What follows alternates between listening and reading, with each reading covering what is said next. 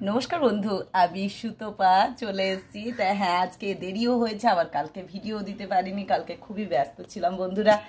আর অনেক কথা আছে আপনাদের সাথে। আর তার আগে জানিয়ে নিই শুভ সকাল, যদিও অনেকটা দেরি হয়ে গেছে, অনেকটাই দেরি হয়ে গেছে বন্ধুরা, আমার কিছু মনে করবেন না। আসলে এত কাজের মধ্যে ছিলাম যে আর সময় করে আসতে পারছিলাম না। তো যাই হোক, এখন ফাইনালি সেই সময়টা করে নিয়েছি আমি। তা দেখুন, সকালে উঠে যেটা হয় সেটা পুজোটা করে নিয়েছি একদমই।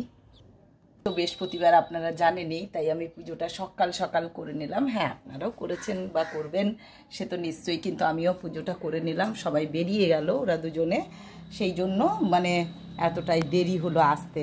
আর বাইরের ওয়েদারটা দেখুন একবার। হ্যাঁ, বৃষ্টি মনে হচ্ছে, কোনো চান্স নেই। যেটুকু মনে হচ্ছে, তারপর বর্ষার মেঘ বলা যায় না। তা দেখুন, রোদ ভীষণ, বাইরে বেরোতে ইচ্ছে করছে না একদম। তা এই জন্য আরও শরীরটা যেন ম্যাজম্যাজ করছে, ভালো লাগছে না কিছু। আর আপনাদের সাথে অনেক কথা জমে আছে, সেগুলো বলবো নিশ্চয়ই।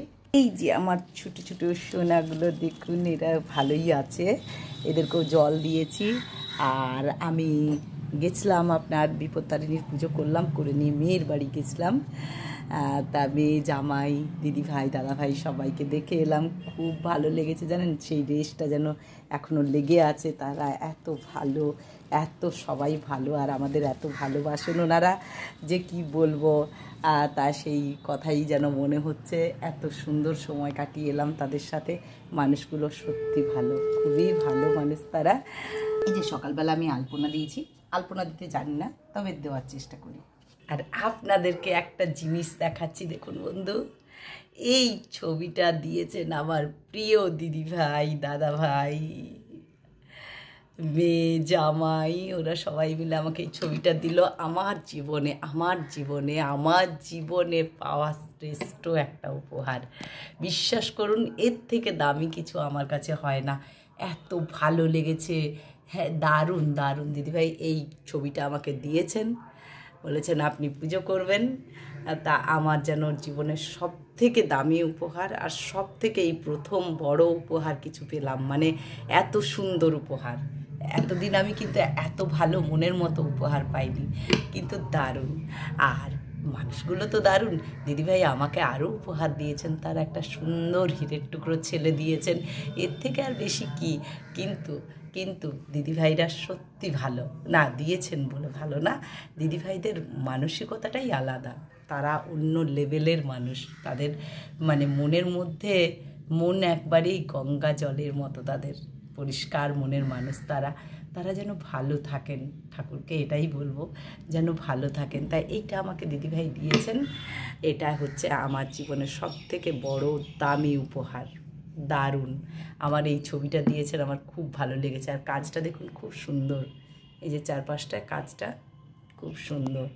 তাই নাকি আমি যত্ন করে রাখবো। আর এটাকে উপরের দেওয়ালে তুলে দিতে হবে, তা ভালো করে ডিল করে এটাকে আমি টাঙাবার ব্যবস্থা করব। তা এখন এই ওয়ার্ড্রোবের উপর রেখেছি, এটা পরে আবার ঠিক জায়গায় রেখে দেবো। এইটা খুব সুন্দর ছবিটা, দারুণ।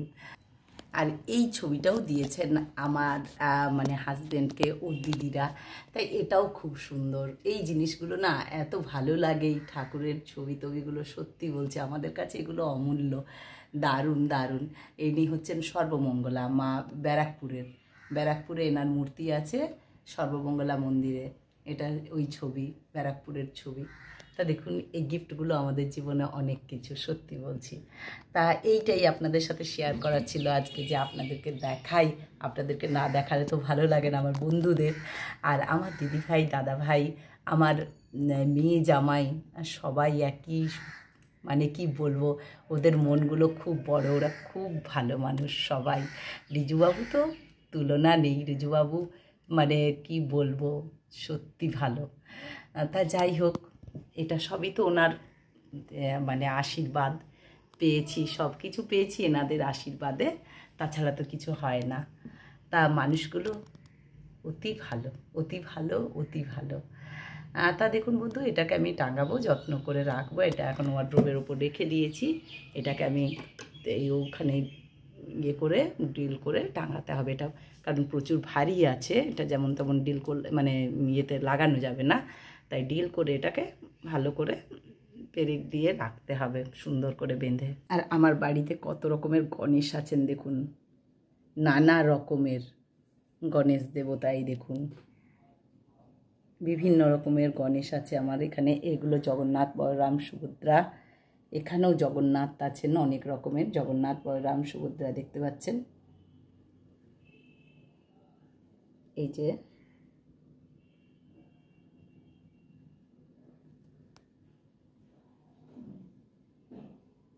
এখানেও আমারও অনেক গণেশ আছে। এই যে গণেশ দেবতা, বিভিন্ন দেশের এগুলো। এগুলো সব আমাদেরকে গিফটে দিয়েছিলেন, আমরা কোথাও যাইনি, তা গিফটে পেয়েছিলাম এগুলো। আর এই যে এই শঙ্খটা, এটা মেয়ে জামাই এনেছিল আন্দামান থেকে। এটা অরিজিনাল ছিল আর কি, সেখান থেকে ওরা এনেছিল কিনে। তাই এইটাই আপনাদের সাথে শেয়ার করার ছিল। আর সেদিনের কাটানো মুহূর্তটা খুব ভালো লেগেছে, খুব। দিদিভাই, দাদা ভাই, রিজু, মেয়ে, আমার মেয়েও খুব ভালো বলে ওদেরকে, মেয়ে যেমন মনের তেমন মানুষগুলো পেয়েছেন। মেয়ে আমার খুব ভালো, সোজা সরল, সেই মনেরই ওনাদেরকে পেয়েছেন। ওনারাও তাই, ওনারা আমাদেরকে ভীষণ ভালোবাসেন, ভীষণ ভালোবাসেন। এটা একটা বড় পাওয়া জীবনে, এই ভীষণ ভালোবাসাটা।